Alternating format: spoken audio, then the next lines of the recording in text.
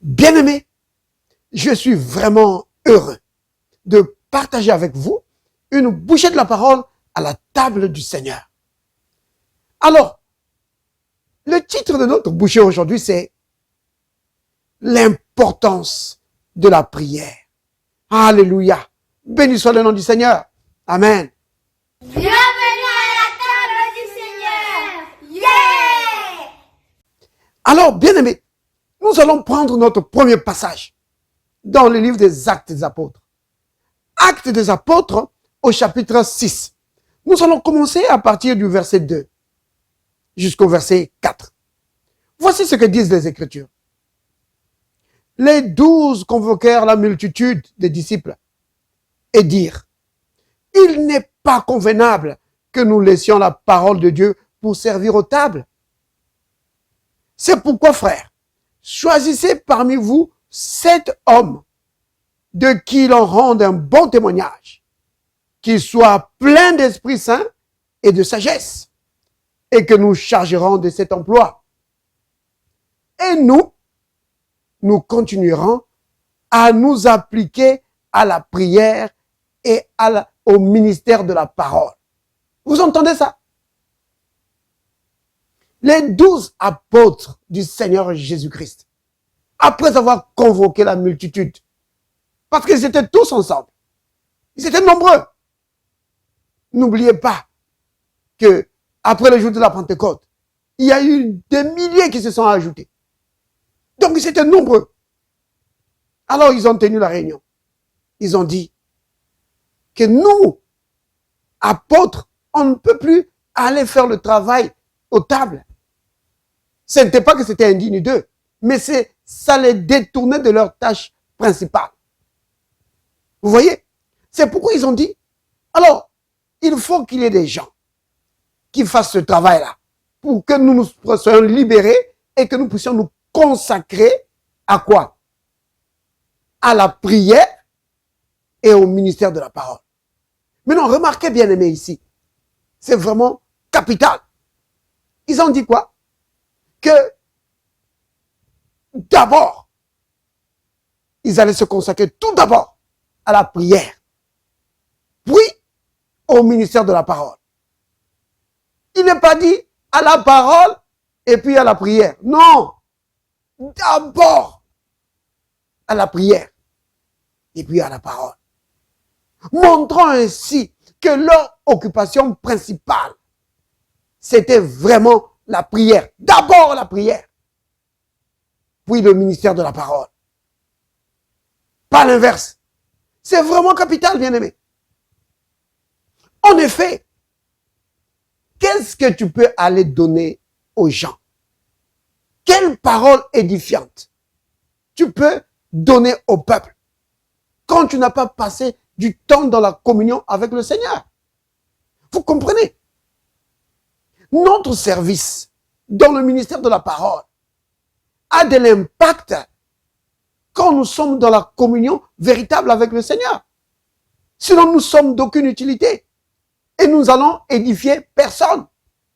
Vous comprenez? Là, déjà, je suis en train de donner l'importance de la prière. Vous voyez? L'importance de la prière, c'est cela. L'efficacité dans le ministère.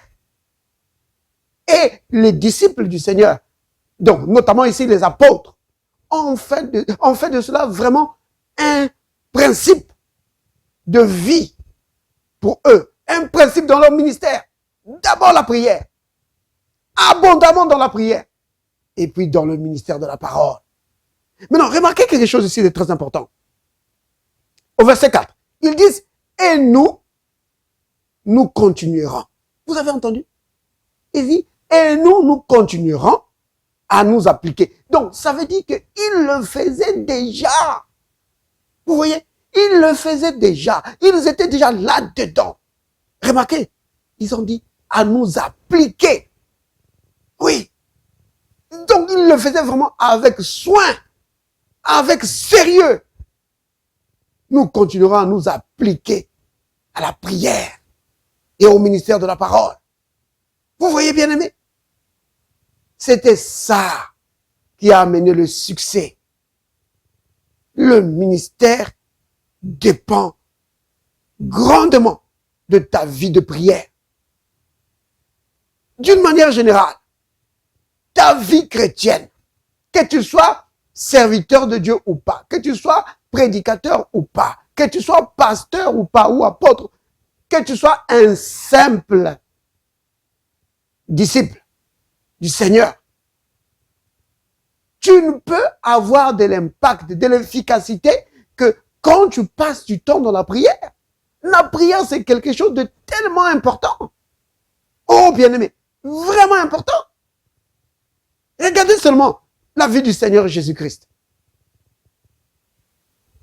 Le Christ. Avec le Christ, je pense qu'on est en bonne compagnie, n'est-ce pas? Mais non, lui étant la manifestation visible du Dieu invisible, lui-même étant Dieu dans la chair, on pouvait penser qu'il pouvait s'affranchir de la prière. Dit que, oh, moi j'ai tout. Non, bien au contraire. Le Christ s'est appliqué dans la prière. Oh oui, vraiment dans la prière. Écoutez ce que disent les Écritures. Dans Luc, au chapitre 6, donc au verset 12, il est dit ceci. En ce temps-là, Jésus se rendit sur la montagne pour prier et il passa toute la nuit à prier Dieu. Vous avez entendu? Toute la nuit à prier Dieu. Le Fils de Dieu, Dieu manifesté dans la chair, toute la nuit à prier. Donc, c'était vraiment une occupation très très importante pour lui. Et pourquoi a-t-il passé toute la nuit en train de prier? Eh bien, si vous regardez dans la suite, par exemple au verset 13, vous allez voir pourquoi il a passé toute la nuit dans la prière. Il est dit ceci, au verset 13. Quand le jour parut, il appela ses disciples et il en choisit 12 auxquels il donna le nom d'apôtres. Vous avez entendu? C'est parce qu'il avait un choix capital à faire. Il devait choisir les 11 plus 1. Donc les 11 apôtres qui devaient établir, commencer le ministère, établir la doctrine de l'Église du Nouveau Testament. Bien sûr, il y aura Paul qui viendra après. Oui, il devait les choisir, les 11 d'abord. Et puis, choisir parmi les 12, un qui allait être celui qui allait le trahir, celui qui allait le livrer. Il devait faire ce choix aussi, un choix difficile, mais il devait le faire. C'est pourquoi il a passé toute la nuit dans la prière. Vous comprenez? Donc, devant un choix capital, le Christ a passé du temps dans la prière. Bien-aimé, si le Fils de Dieu lui-même a pu faire ça, qu'il devait le faire devant un choix capital, qui sommes-nous pour négliger la prière quand nous sommes confrontés à des choix vraiment capitaux de nos vies? Quand tu es confronté à un choix capital dans ta vie, passe du temps dans la prière. Passe du temps dans la prière. Oh là là. Vous voyez? Donc là déjà, je suis en train de donner l'importance de la prière devant les choix difficiles de la vie. Passe du temps dans la prière. Alors, le Seigneur te conduira par son Saint-Esprit. Oh, béni soit le nom du Seigneur. Alléluia. La vie de notre Seigneur Jésus-Christ était une vie de prière, mais de prière intense. Oui, vous pouvez par exemple regarder dans d'autres passages où vous allez le voir en train de prier. Dans Marc chapitre 1er, au verset 35. Ou dans Marc 6, au verset 46. Vous allez voir que le Seigneur est là, dans la prière. Son ministère était efficace, si efficace, à cause d'une vie de prière abondante. Vous comprenez, bien-aimés? Maintenant, voici le conseil qu'il nous donne. dans les livres de Luc, au chapitre 21. Le Seigneur Jésus dit ceci. Donc, nous allons prendre à partir du verset 34. Il dit ceci. Prenez garde à vous-même, de crainte que vos cœurs ne s'apesanttissent. Vous entendez ça? Prenez garde à vous-même, de peur que vos cœurs ne deviennent lourds. À cause de quoi? Des excès du manger et du boire. Et par les soucis de la vie. Vous voyez, ces choses-là alourdissent les gens. Et ils oublient les choses de la parole, ils oublient la prière. Il dit que ce jour ne vienne sur vous à l'improviste. Car il viendra comme un filet sur tout ce qui habite sur la face de toute la terre. Verset 36. Écoutez ça. Veillez donc et priez en tout temps. Priez en tout temps. C'est-à-dire, persévérez dans la prière. Pourquoi? Afin que vous ayez la force. Vous voyez, ça c'est encore un autre point de l'importance de la prière. Prie continuellement, prie souvent. Pourquoi? Afin d'avoir la force. Oui, le Christ le dit. Priez en tout temps, afin d'avoir la force, afin que vous ayez la force de quoi? D'échapper à toutes ces choses qui arriveront et de paraître debout devant le Fils de l'homme. Vous voyez, bien-aimés? Si tu veux avoir la force, si tu veux vraiment fortifier ton homme intérieur, prends du temps dans la prière. Pas de temps en temps, mais souvent. Oui, prie abondamment et persévère là-dedans.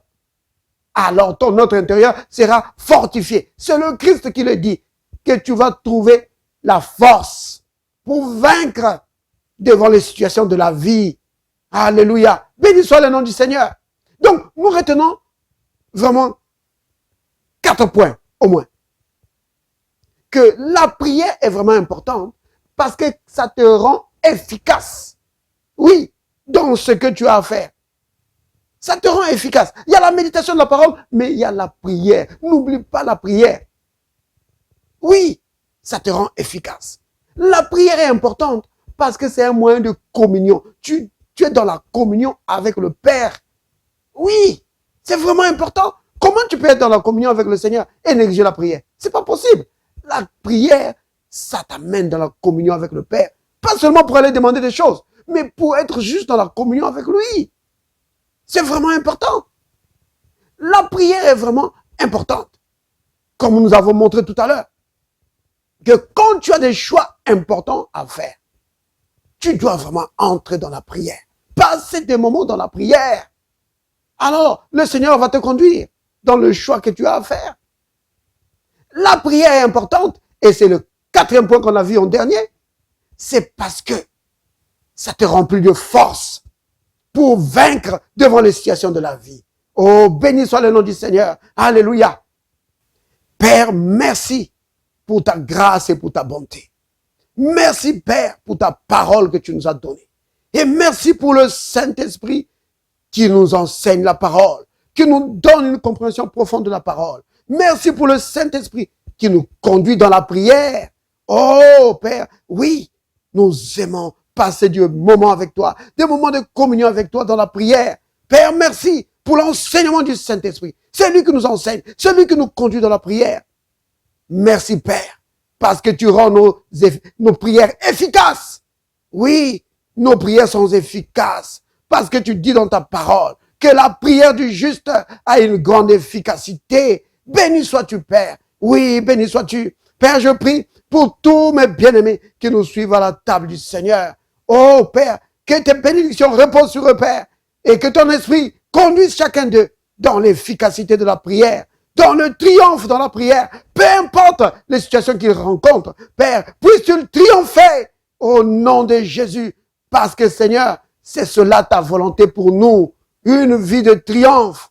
Béni sois-tu, Père, au nom de Jésus. Amen.